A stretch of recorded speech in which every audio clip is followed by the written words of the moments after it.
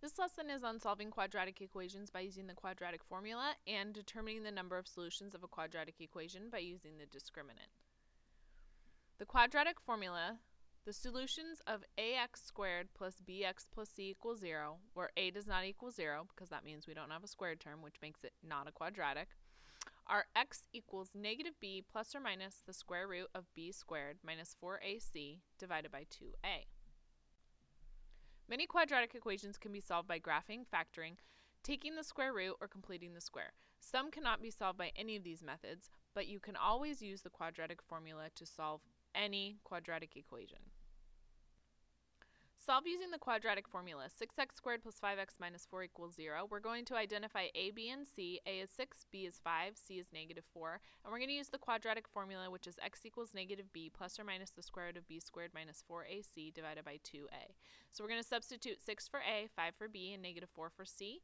And we get x equals negative 1 times 5 plus or minus the square root of 5 squared minus 4 times 6 times negative 4 divided by 2 times 6. We're going to simplify. 5 squared is 25.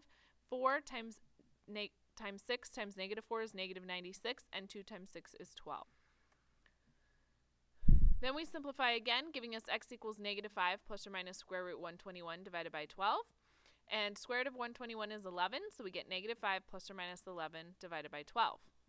We're going to write it as two equations, negative 5 plus 11 divided by 12 and negative 5 minus 11 divided by 12.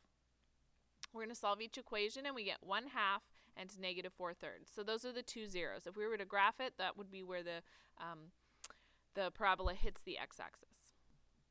Solve using the quadratic formula. We need to write it in standard form so we can identify a, b, and c. So we're going to subtract x from both sides. We're going to subtract 20 from both sides, and then we're going to identify a as 1, b as negative 1, and c as negative 20.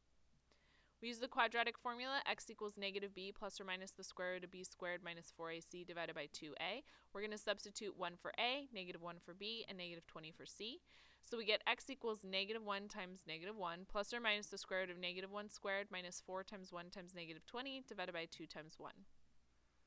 We're going to simplify. Negative 1 times negative 1 is positive 1. Negative 1 squared is positive 1, and 4 times 1 times negative 20 is positive 80. 2 times 1 is 2. Continue to simplify, and we get x equals plus or minus the square root of 81 divided by 2. Square root of 81 is 9, so 1 plus or minus 9 divided by 2. Write it as two different equations, 1 plus 9 divided by 2 or 1 minus 9 divided by 2.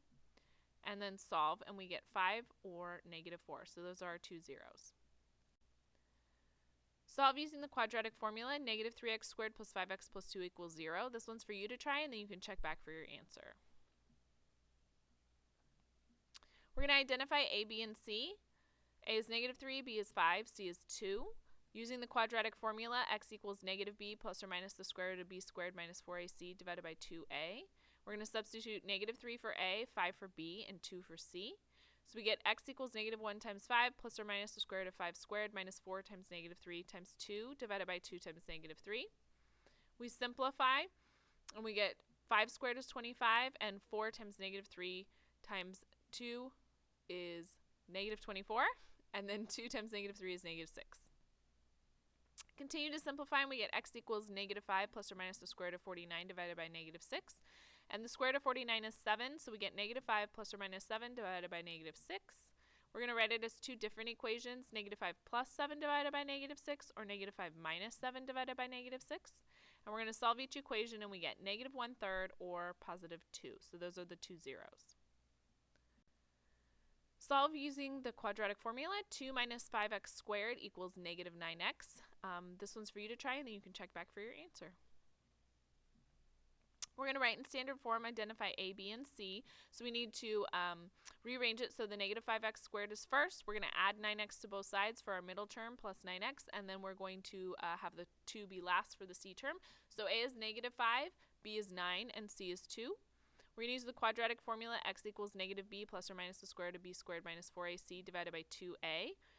So we substitute negative 5 for a, 9 for b, and 2 for c, and we get x equals negative 1 times 9 plus or minus the square root of 9 squared minus 4 times negative 5 times 2 divided by 2 times negative 5. And then we're going to simplify, and we get 9 squared, which is 81, and then negative 4 times negative 5 times 2 would equal positive 40, and then 2 times negative 5 equals negative 10. So we continue to simplify, and we get x equals negative 9 plus or minus the square root of 121 divided by negative 10. Square root of 121 is 11, so we get negative 9 plus or minus 11 divided by negative 10. We're going to write it as two equations, negative 9 plus 11 divided by negative 10, or negative 9 minus 11 divided by negative 10. And we're going to solve each equation, and we get negative 1/5 or 2. So those are the two zeros for the parabola. If the quadratic equation is in standard form, the discriminant of a quadratic equation is the b squared minus 4ac, which is the part of the equation that's under the radical sign. Recall that the quadratic equation can have 2, 1, or no real solutions. You can determine the number of solutions of a quadratic equation by evaluating its discriminant. If the equation was x squared minus 4x plus 3 equals 0, the discriminant to plug in, we need a, b, and c values. So a is 1, b is negative 4, and c is 3.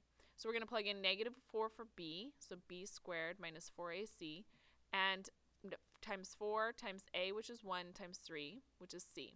And we get negative 4 squared, which is 16, minus 12, which is 4.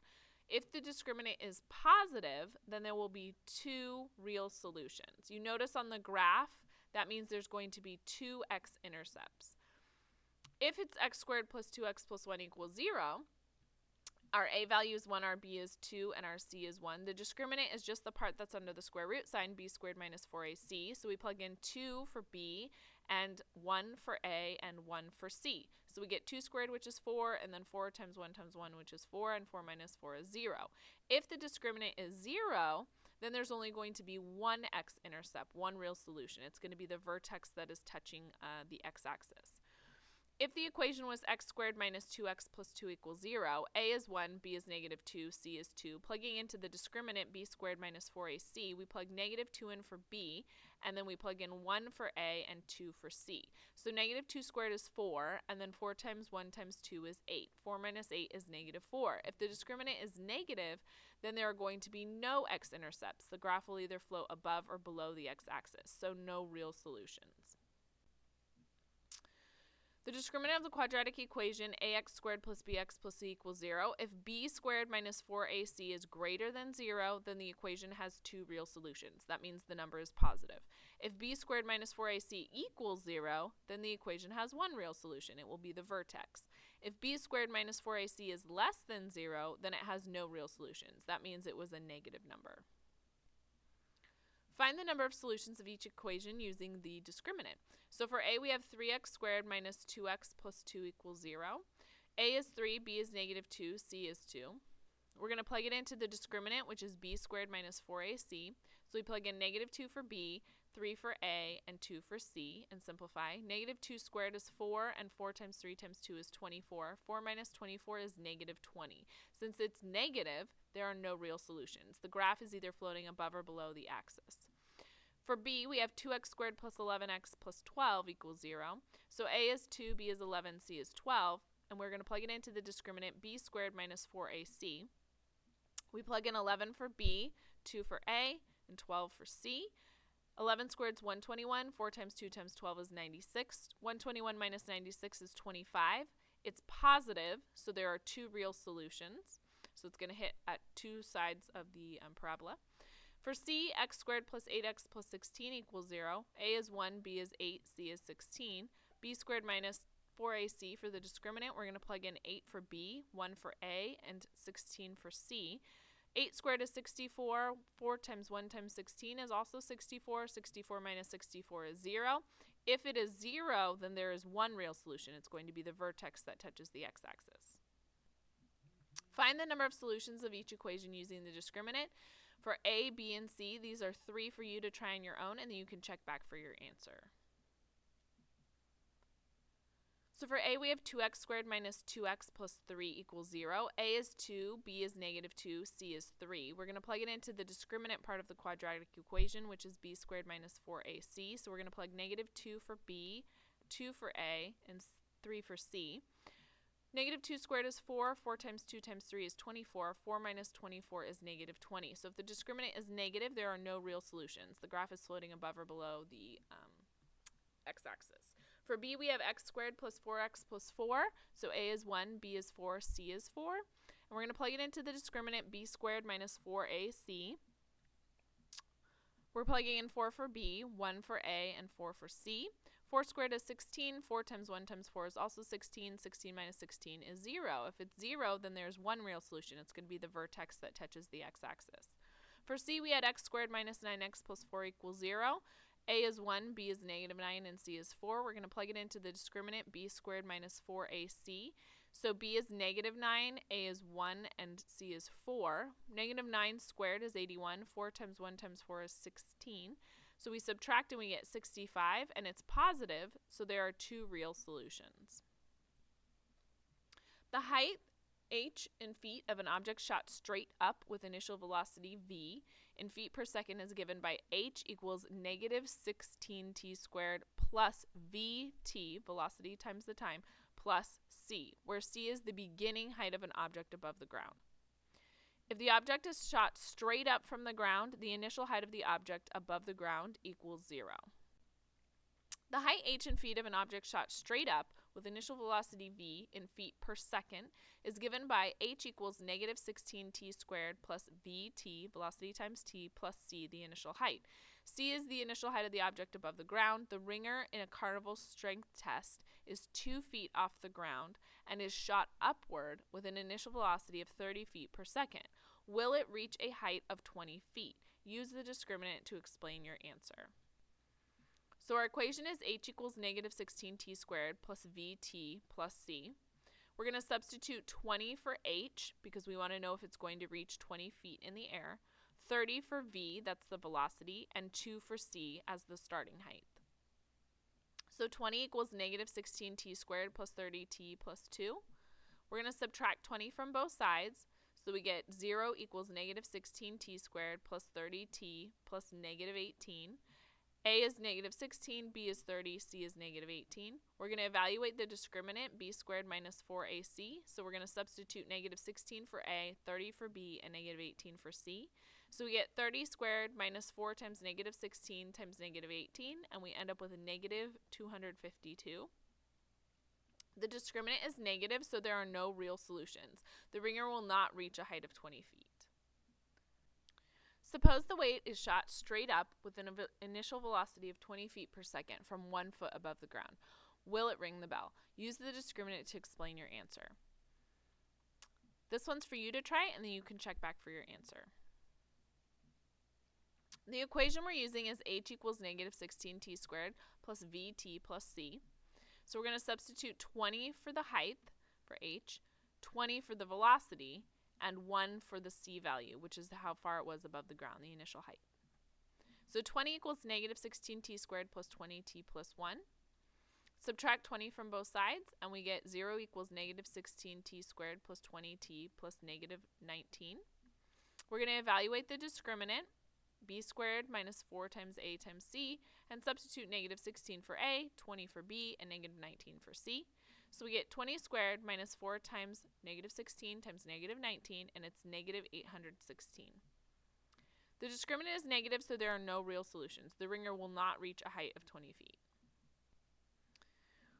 So far in this chapter, we've learned many ways to solve different quadratic equations. There is no one correct way to solve a quadratic equation. Many quadratic equations can be solved using several different methods. Here's a summary of the types of ways that we have solved quadratic equations to find their zeros. If you use graphing, it will always work to give an approximate solution. You can quickly see the number of solutions that it has on the graph, but the disadvantages are that you can't always get an exact solution. Factoring is a good method to try first because it's pretty easy to factor out the trinomial, and it's straightforward if the equation is factorable. But it can be complicated if the equation is not easily factorable, and not all quadratic equations are factorable.